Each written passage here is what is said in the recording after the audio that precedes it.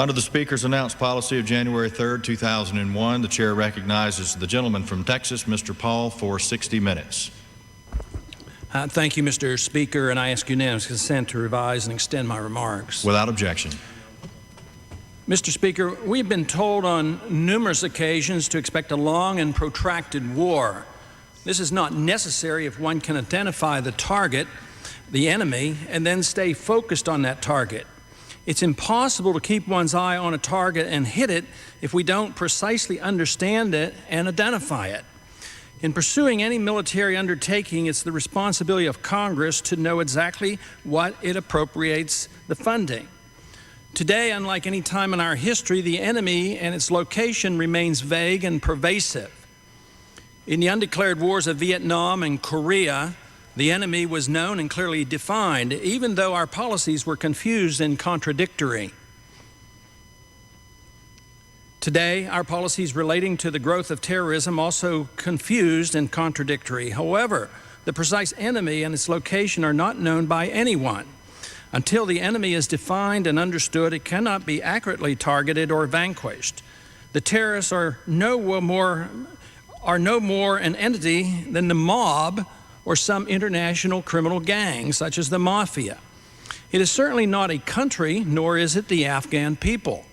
The Taliban is obviously a strong sympathizer of bin Laden and his henchmen, but how much more so than the government of Saudi Arabia or even Pakistan? Probably not much. Ulterior motives have always played a part in the foreign policies of almost every nation throughout history. Economic gain and a geographic expansion, or even just the desires for more political power, too often drives the militarism of all nations. Unfortunately, in recent years, we have not been exempt. If expansionism, economic interests, desires for hegemony, and influential allies affect our policies, and they in turn incite mob attacks against us, they obviously cannot be ignored. The target will be elusive and ever enlarging rather than vanquished. We do know a lot about the terrorists who spilled the blood of nearly 4,000 innocent civilians.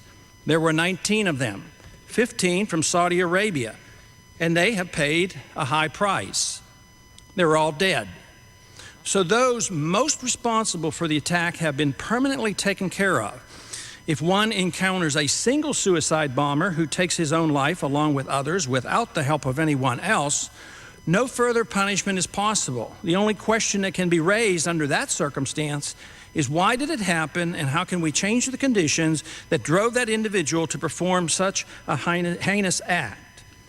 The terrorist attacks on New York and Washington are not quite so simple, but they are similar. These attacks required funding, planning, and inspiration from others. But the total number of people directly involved had to be relatively small in order to have kept the plans thoroughly concealed. 20 accomplices, or even 100, could have done it. But there's no way thousands of people knew and anticipated in the planning, or participated in the planning, and carried out the attacks.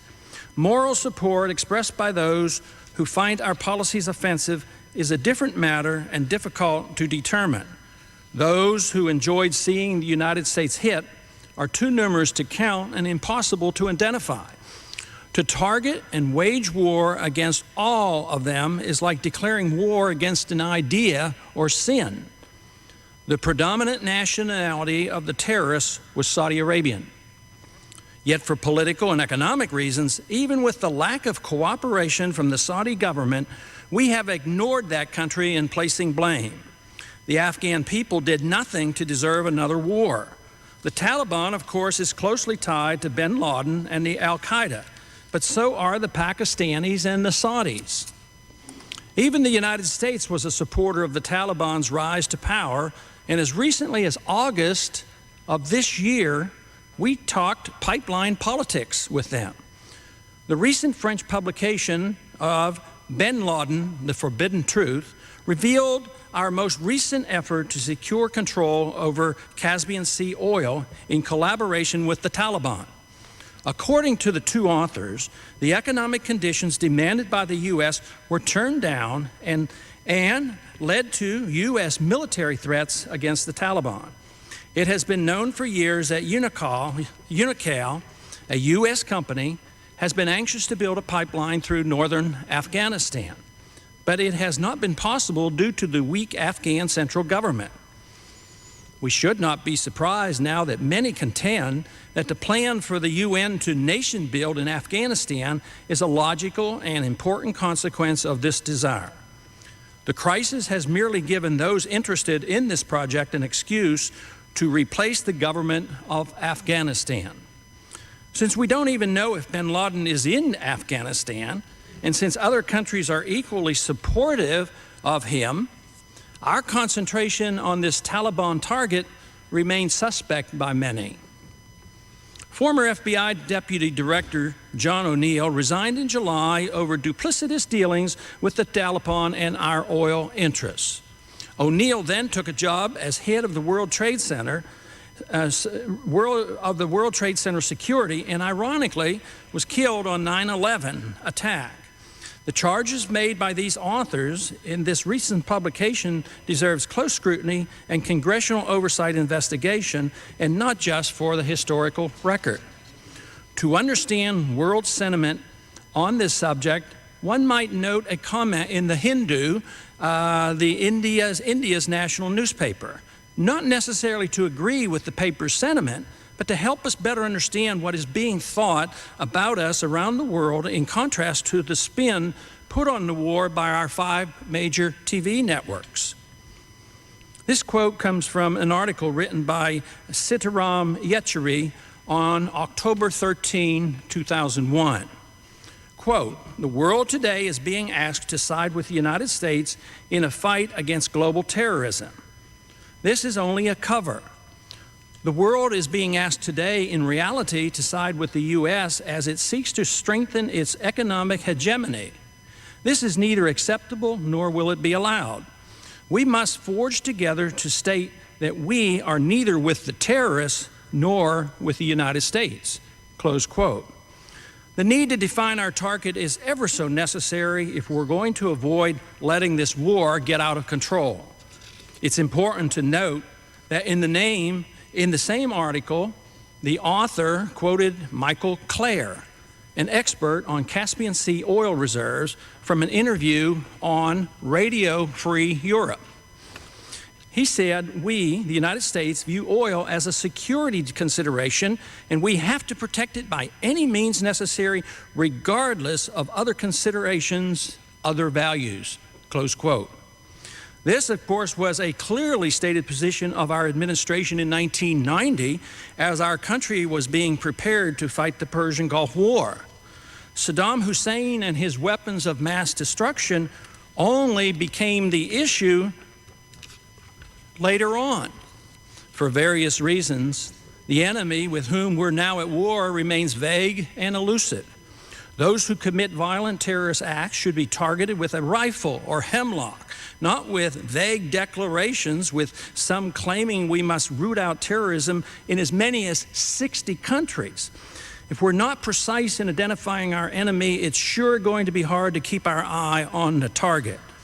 Without this identification, the war will spread and be needlessly prolonged. Why is this definition so crucial? Because without it, the special interests and the ill-advised will clamor for all kinds of expansive militarism, planning to expand and fight a never-ending war in 60 countries against worldwide terrorist conflicts with the notion that, at most, only a few hundred ever knew of the plans to attack the World Trade Center and the Pentagon. The pervasive and indefinable enemy, terrorism, cannot be conquered without weapons and UN nation buildings. Only a more sensible pro-American foreign policy will accomplish this. This must occur if we are to avoid a cataclysmic expansion of the current hostilities. It was said that our efforts were to be directed toward the terrorists responsible for the attacks, and overthrowing and instituting new governments were not to be part of the agenda. Already, we have clearly taken our eyes off that target and diverted it toward building a pro-Western, UN-sanctioned government in Afghanistan. But if bin Laden can hit us in New York and D.C., what should one expect to happen once the U.S. and the UN establishes a new government in Afghanistan with occupying troops? It seems that that would be an easy target for the likes of al-Qaeda. Since we don't know in which cave or even in which country bin Laden is hiding, we hear the clamor of many for us to overthrow our next villain, Saddam Hussein, guilty or not. On the short list of countries to be attacked are North Korea, Libya, Syria, Iran, and the Sudan, just for starters. But this jingoistic talk is foolhardy and dangerous. The war against terrorism cannot be won in this manner. The drumbeat for attacking Baghdad grows louder every day, with Paul Wolfowitz and Bill Kristol, Richard Pearl, and Bill Bennett leading the charge. In a recent interview, U.S. Deputy of Defense Secretary Paul Wolfowitz made it clear, quote, "We are going to continue pursuing this entire al-Qaeda network, which is in 60 countries, not just Afghanistan," close quote. Fortunately, President Bush and Colin Powell so far have resisted the pressure to expand the war into other countries. Let us hope and pray that they do not yield to the clamor of the special interests that want us to take on Iraq. The argument that we need to do so because Hussein is producing weapons of mass destruction is the reddest of all herrings. I sincerely doubt that he has developed significant weapons of mass destruction. However, if that is the argument, we should plan to attack all the countries that have similar weapons or plans to build them, like countries like China, North Korea, Israel, Pakistan, and India. Iraq has been uncooperative with the UN world order and remains independent of Western control of its oil reserves, unlike Saudi Arabia and Kuwait. This is why she has been bombed steadily for 11 years by the U.S. and Britain. My guess is that in the not-too-distant future, so-called proof will be provided that Saddam Hussein was somehow partially responsible for the attack in the United States, and it will be irresistible then for the United States to retaliate against him. This will greatly and dangerously expand the war and provoke even greater hatred toward the United States, and it's all so unnecessary. It's just so hard for many Americans to understand how we inadvertently provoke the Arab Muslim people. And I'm not talking about the likes of bin Laden and his al-Qaeda gang. I'm talking about the Arab Muslim masses. In 1996, after 5 years of sanctions against Iraq and persistent bombing, CBS reporter Leslie Stahl asked our ambassador to the United Nations, Madeleine Albright, a simple question. We have heard that 500,000 children have died as a consequence of our policy against Iraq. Is the price worth it? Albright's response was, "We think the price is worth it." Although this interview won an Emmy Award, it was rarely related in the U.S. but widely circulated in the Middle East. Some still wonder why America is despised in this region of the world. Former President George Bush had been criticized for not marching on to Baghdad at the end of the Persian Gulf War. He gave then, and stands by his explanation today, as a superb answer of why it was ill-advised to attempt to remove Saddam Hussein from power. There were strategic and tactical as well as humanitarian arguments against it. But the important and clinching argument against annihilating Baghdad was political. The coalition, in no uncertain terms, let it be known they wanted no part of it. Besides, the UN only authorized the removal of Saddam Hussein from Kuwait. The UN has never sanctioned the continued U.S. and British bombing of Iraq, a source of much hatred directed toward the United States. But placing of U.S. troops on what is seen as Muslim Holy Land in Saudi Arabia seems to have done exactly what the former president was trying to avoid, the breakup of the coalition. The coalition has hung together by a thread, but internal dissension among the secular and religious Arab Muslim nations within individual countries has intensified. Even today, the current crisis threatens the overthrow of every puppet pro-Western Arab leader from Egypt to Saudi Arabia to Kuwait. Many of the same advisors from the first Bush administration are now urging the current president to finish off Hussein. However, every reason given 11 years ago for not leveling Baghdad still holds true today, if not more so. It has been argued that we needed to maintain a presence in Saudi Arabia after the Persian Gulf War to protect the Saudi government from Iraqi attack. Others argue that it was only a cynical excuse to justify keeping troops to protect what our officials declared were our oil supplies. Some have even suggested that our expanded presence in Saudi Arabia was prompted by a need to keep King Fahd in power and to thwart any effort by Saudi fundamentalists from overthrowing his regime. Expanding the war by taking on Iraq at this time may please some allies, but it will lead to unbelievable chaos in the region and throughout the world. It will incite even more anti-American sentiment and expose us to even greater danger. It could prove to be an unmitigated disaster. Iran and Russia will not be pleased with this move, nor will our European allies. It is not our job to remove Saddam Hussein. That is the job of the Iraqi people. It is not our job to remove the Taliban. That is the business of the Afghan people.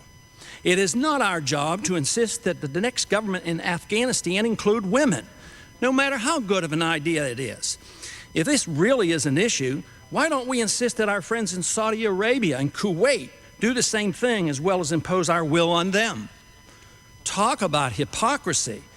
The mere thought that we fight wars for affirmative action in a country 6,000 miles from home with no cultural similarities should insult us all.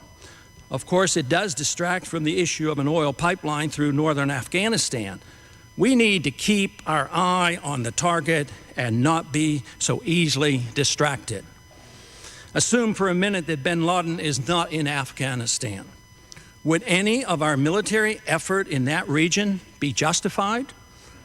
Since none of it would be related to American security, it would be difficult to justify it. Assume for a minute that bin Laden is as ill as I believe he is, with serious renal disease. Would he not do everything conceivable for his cause by provoking us into expanding the war and alienating as many Muslims as possible? Remember, to bin Laden, martyrdom is a noble calling, and he just may be more powerful in death than he is in life. An American invasion of Iraq would please bin Laden because it would rally his troops against any moderate Arab leader who appears to be supporting the United States. It would prove his point that America is up to no good, and oil and Arab infidels are the source of all the Muslims' problems. We have recently been reminded of Admiral Yamamoto's quote after the bombing of Pearl Harbor in expressing his fear that the event awakened a sleeping giant. Most everyone agrees with the prophetic wisdom of that comment. But I question the accuracy of drawing an analogy between the Pearl Harbor event and the World Trade Center attack. Hardly are we the same nation we were in 1941. Today, we're anything but a sleeping giant. There's no contest for our status as the world's only economic, political, and military superpower. A sleeping giant would not have troops in 141 countries throughout the world and be engaged in every conceivable conflict with 250,000 troops stationed abroad.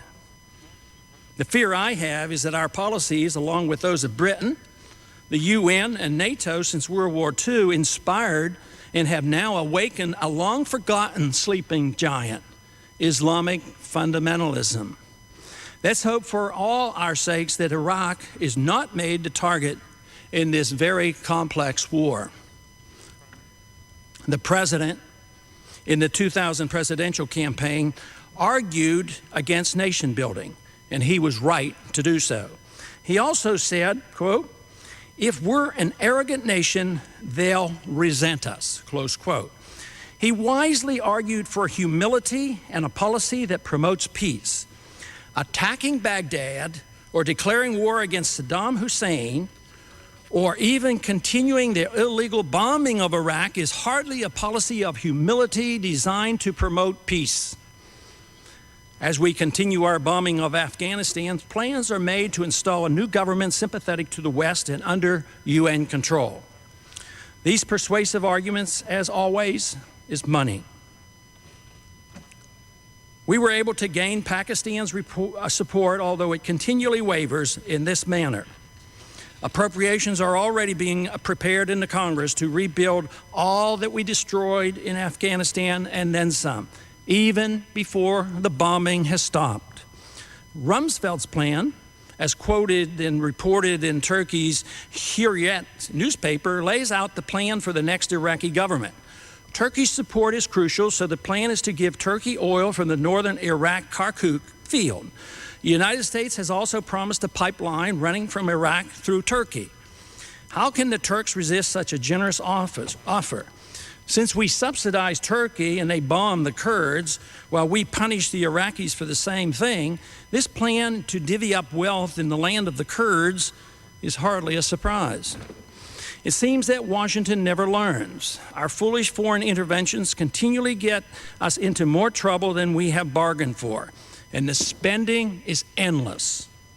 I am not optimistic that this Congress will anytime soon come to its senses. I am afraid that we will never treat the taxpayers with respect. National bankruptcy is a more likely scenario than Congress adopting a frugal and wise spending policy. Mr. Speaker, we must make every effort to precisely define our target in this war and keep our eye on it. It is safe to assume that the number of people directly involved in the 9/11 attacks is closer to several hundred than the millions we are now talking about targeting with our planned shotgun approach to terrorism. One commentator pointed out that when the mafia commits violence, no one suggests we bomb Sicily. Today, it seems we are in a symbolic way not only bombing Sicily, but thinking about bombing Athens, Iraq. If a corrupt city or state government does business with a drug cartel or organized crime and violence results, we don't bomb City Hall or the state capitol. We limit the targets to those directly guilty and punish them. Could we not learn a lesson from these examples? It is difficult for everyone to put the 9/11 attacks in a proper perspective because any attempt to do so is construed as diminishing the utter horror of the events of that day. We must remember, though, that the 3,900 deaths incurred in the World Trade Center attacks are just slightly more than the deaths that occur on our nation's highway every month. Could it be that the sense of personal vulnerability we survivors feel motivates us in meting out justice rather than the concern for the victims of the attacks? Otherwise, the numbers don't add up to the proper response. If we lose sight of the target and unwisely broaden the war, the tragedy of 9/11 will pale in the death and destruction that could lie ahead. As members of Congress, we have a profound responsibility to mete out justice, provide security for our nation, and protect the liberties of all the people without senselessly expanding the war at the urging of narrow political and economic special interests. The price is too high and the danger too great. We must not lose our focus on the real target and inadvertently create new enemies for ourselves. Mr. Speaker, we have not done any better keeping our eye on the terrorist target on the home front than we have overseas. Not only has Congress come up short in picking the right target, it has directed all its energies in the wrong direction. The target of our efforts has sadly been the liberties of all Americans. With all the new power we have given to the administration, none has truly improved the chances of catching the terrorists who were responsible for the 9/11 attacks. All Americans will soon feel the consequences of this new legislation. Just as the crisis provided an opportunity for some to promote a special interest agenda in our foreign policy, many have seen the crisis as a chance to achieve changes in our domestic laws, which up until now were seen as dangerous and unfair to American citizens. Granting bailouts is not new for Congress, but current conditions have prompted many takers to line up for the handouts. There has always been a large constituency for expanding federal power for whatever reason, and these groups have been energized.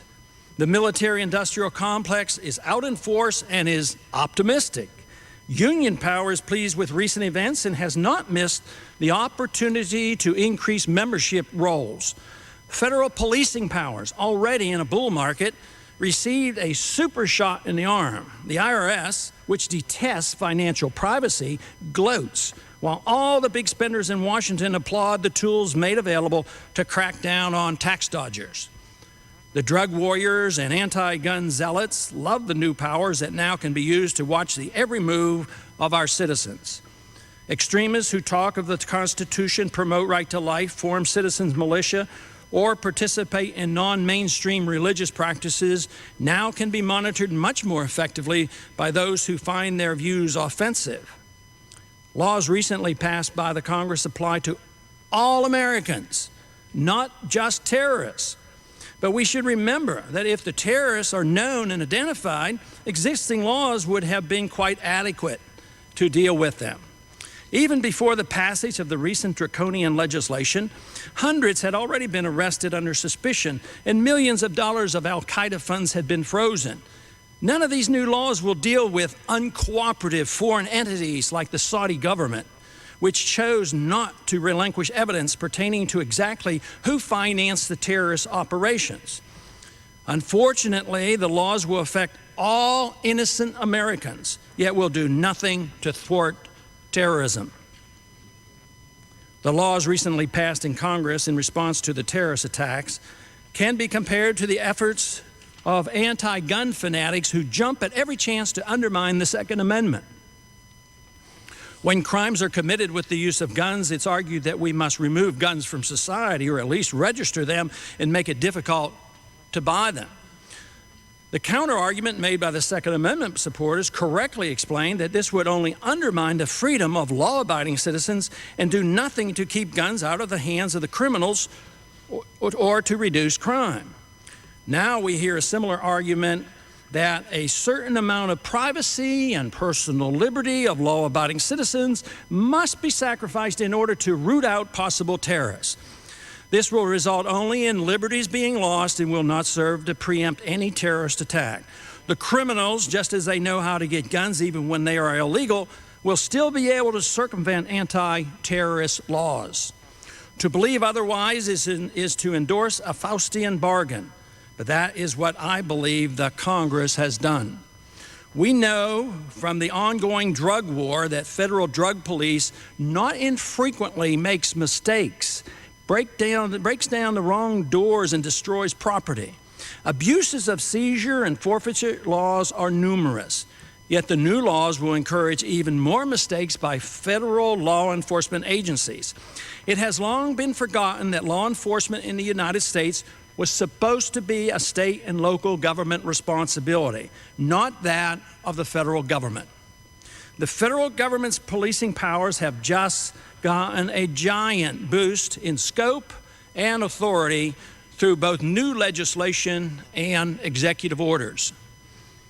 Before the 9/11 attack, Attorney General Ashcroft let his position be known regarding privacy and government secrecy. Executive Order 13223 made it much more difficult for researchers to gain access to presidential documents from previous administrations, and a need to know had to be demonstrated. This was a direct hit at efforts to demand openness in government, even if only for analysis and writing of history. Ashcroft's position is that presidential records ought to remain secret even after an administration has left office. He argues that government deserves privacy while ignoring the Fourth Amendment protections of the people's privacy. He argues his case by absurdly claiming that he must protect the privacy of the individuals who might be involved. a non-problem that could easily be resolved without closing public records to the public. It is estimated that approximately 1,200 men have been arrested as a consequence of the 9/11 attacks, yet their names and charges are not available and, according to Ashcroft, will not be made available. Once again, he uses the argument that he's protecting their privacy. Unbelievable. Due process for the detainees has been denied. Secret government is winning out over open government. This is the largest number of people to be locked up under these conditions since FDR's internment of Japanese Americans during World War II. Information regarding these arrests is a must in a constitutional republic. If they're terrorists or accomplices, just let the public know and pursue their prosecution. But secret arrests and silence are not acceptable in a society that professes to be free. Curtailing freedom is not the answer to protecting freedom under adverse circumstances. The administration has severely curtailed briefings regarding the military operation in Afghanistan for congressional leaders, ignoring a long-time tradition in this country. One person or one branch of government should never control military operations. Our system of government has always required a shared power arrangement. The anti-terrorism bill did little to restrain the growth of big government. In the name of patriotism, the Congress did some very unpatriotic things. Instead of concentrating on the persons or groups that committed the attacks on 9/11, our efforts, unfortunately, have undermined the liberties of all Americans. Know your customer type banking regulations, resisted by most Americans for years, have now been put in place in an expanded fashion. Not only will the regulations affect banks, thrifts, and credit unions, but all businesses will be required to file suspicious transaction reports if cash is used with the total of the transaction reaching $10,000. Retail stores will be required to spy on all their customers and send reports to the U.S. government. Financial service consultants are convinced that this new regulation will affect literally millions of law-abiding American citizens.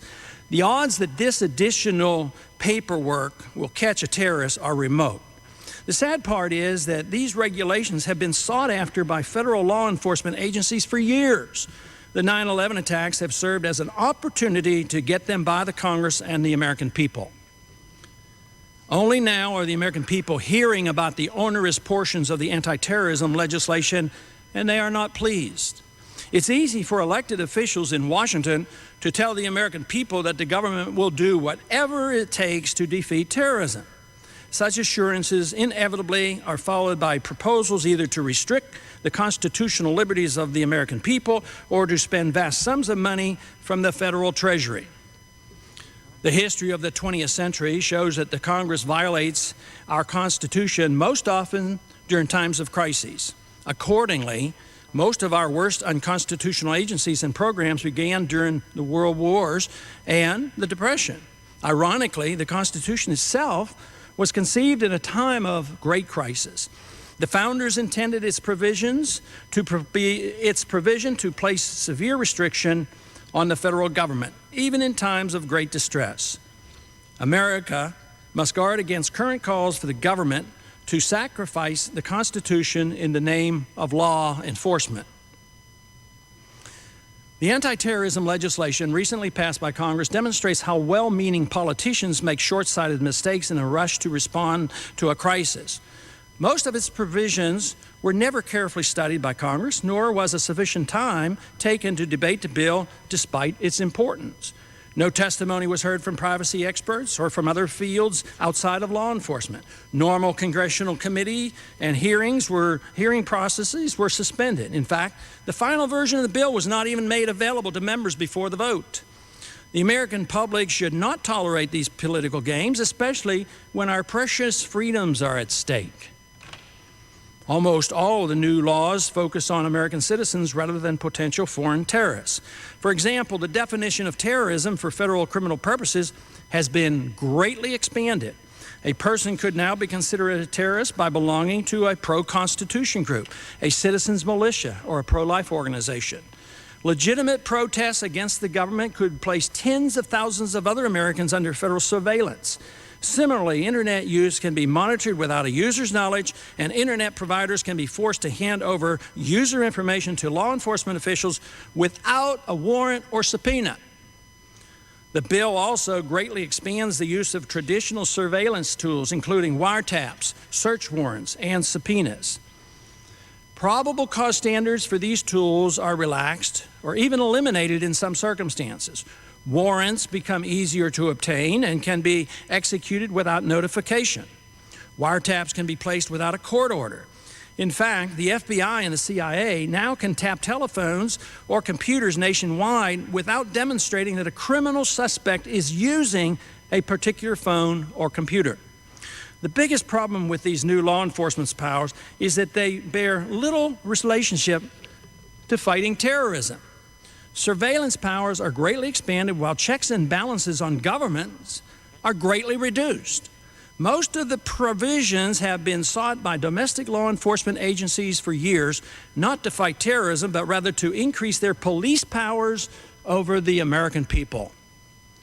There is no evidence that our previously held civil liberties posed a barrier to the effective tracking or prosecution of terrorists. The federal government has made no showing that it failed to detect or prevent the recent terrorist strike because of the civil liberties that will be compromised by this new legislation. In his speech to the joint session of Congress following September 11th's attack, President Bush reminded all of us that the United States outlasted and defeated Soviet totalitarianism in the last century. The numerous internal problems in the former Soviet Union, its centralized economic planning and lack of free markets, its repression of human liberty, and its excessive militarization all led to its inevitable collapse. We must be vigilant to resist the rush toward ever-increasing state control of our society so that our own government does not become a greater threat to our freedoms than any foreign terrorists. The executive order that has gotten the most attention by those who are concerned that our response to 9/11 is overreaching and dangerous to our liberties is the one authorizing military justice in secret. Nazi war criminals were tried in public, but plans now are being laid out, carry out the trials and punishment, including possibly the death penalty, outside the eyes and ears of the legislative and judicial branches of government and the American public. Since such a process threatens national security and the Constitution, it cannot be used as a justification for their protection. Some have claimed this military tribunal has been in the planning stages for 5 years. If so, what would have been its justification? The argument that FDR did it, and therefore it must be okay, is a rather weak argument. Roosevelt was hardly one that went by the rule book, the Constitution. But the situation then was quite different from today. There was a declared war by Congress against a precise enemy, the Germans, who sent 8 saboteurs into our country. Convictions were unanimous, not by 2/3 of the panel, and appeals were permitted. That's not what's being offered today. Besides, the previous military tribunal expired when the war was over. Since this war will go on indefinitely, so too will these courts. The real outrage is that such a usurpation of power can be accomplished with the stroke of a pen.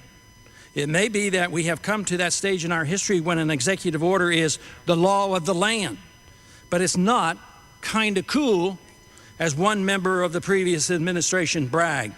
It's a process that is unacceptable even in this professed time of crisis.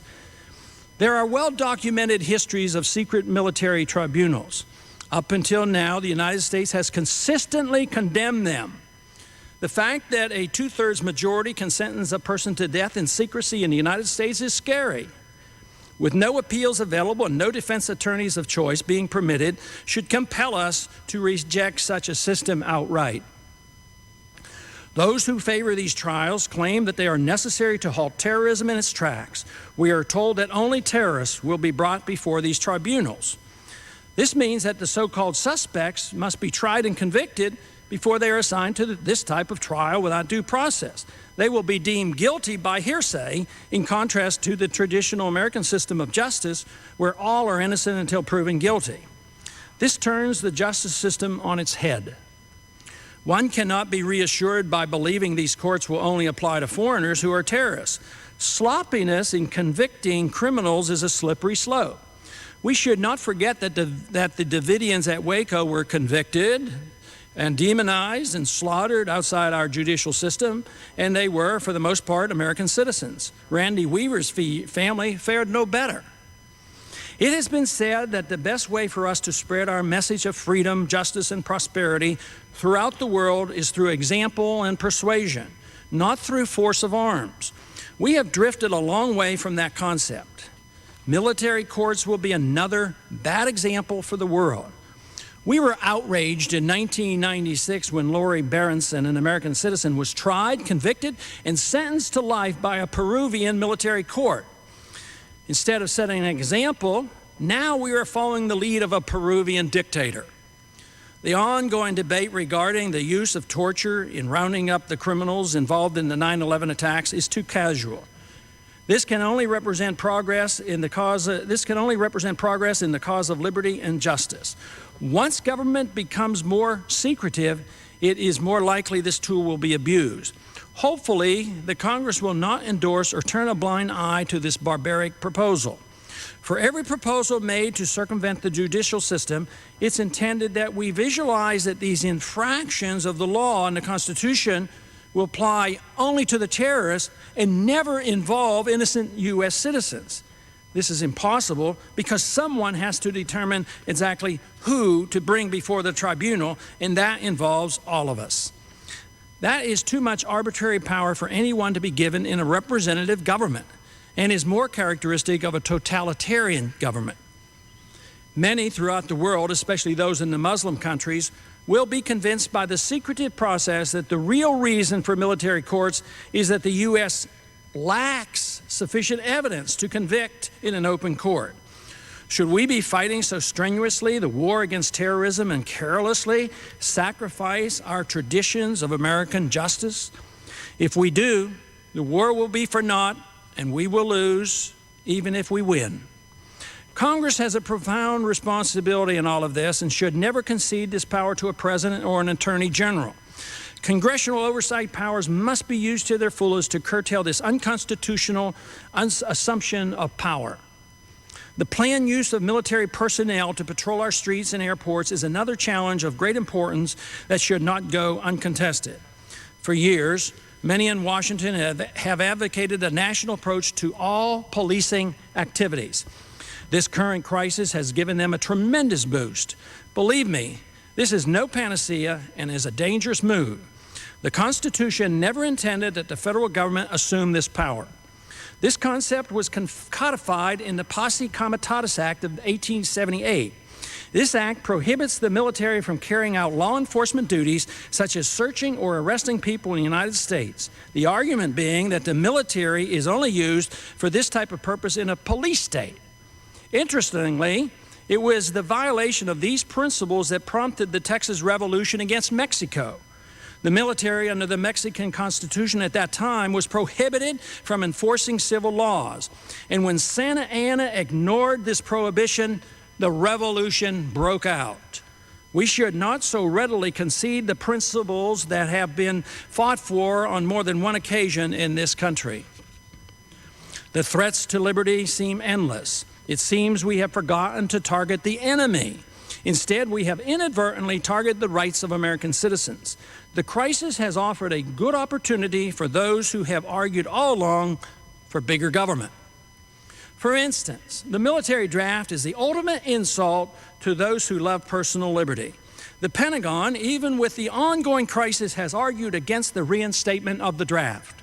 Yet the clamor for its reinstatement grows louder daily by those who wanted a return to the draft all along. I see the draft as the ultimate abuse of liberty. Morally, it cannot be distinguished from slavery. All the arguments for drafting 18-year-old men and women and sending them off to foreign wars are couched in terms of noble service to the country and benefits to the draftees. The need for discipline argument is the most common reason given after the call for service in an effort to make the world safe for democracy. There can be no worse substitute for the lack of parental guidance of teenagers than the federal government's domineering control and forcing them to fight an enemy they don't even know in a country they can't even identify. Now it's argued that since the federal government has taken over the entire job of homeland security, all kinds of jobs can be found for the draftees to serve the state. even for those who are conscientious objectors. The proponents of the draft call it mandatory service. Slavery, too, was mandatory, but few believed it was a service. They claim that every 18-year-old owes at least 2 years of his life to his country. Let's hope the American people don't fall for this need to serve argument. The Congress should refuse even to consider such a proposal. Better yet, what we need to do is abolish the selective service altogether. However, if we get to the point of returning to the draft, I have a proposal. Every news commentator, every Hollywood star, every newspaper editorialist, and every member of Congress under the age of 65 who has never served in the military and who now demands that the draft be reinstated should be drafted first. The 18-year-olds last. Since the Pentagon says they don't need draftees, these new recruits can be the first to march to the orders of the general in charge of Homeland Security. For those less robust individuals, they can do the hospital and cooking chores for the rest of the newly formed domestic army. After all, someone middle-aged owes a lot more to his country than an 18-year-old. I'm certain that this provision would mute the loud demands for the return of the military draft. I see good reason for American citizens to be concerned, not only about another terrorist attack, but for their own personal freedoms as the Congress deals with this crisis. Personal freedom is the element of the human condition that has made America great and unique and something we all cherish.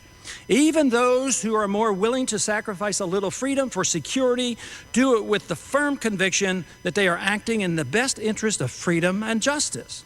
However, good intentions can never suffice for sound judgment in the defense of liberty. I do not challenge the dedication and sincerity of those who disagree with the freedom philosophy and confidently promote government solutions for all our ills. I am just absolutely convinced that the best formula for giving us peace and prosperity and preserving the American way of life is freedom, limited government, and minding our own business overseas. Henry Grady Weaver, author of a classic book on freedom, The Mainspring of Human Progress, years ago warned us that good intentions in politics are not good enough and actually are dangerous to the cause. Weaver stated, quote, "Most of the major ills of the world have been caused by well-meaning people who ignored the principle of individual freedom, except as applied to themselves, and who were obsessed with fanatical zeal to improve the lot of mankind in the mass through some pet formula of their own. The harm done by ordinary criminals, murderers, gangsters, and thieves is negligible in comparison with the agony inflicted upon human beings by the professional do-gooders who attempt to set themselves up as gods on earth and who would ruthlessly force their views on all others, with the abiding assurance that the end justifies the means." This message is one we should all ponder. And Mr. Speaker, I yield back the balance of my time. The gentleman yields back the balance of his time.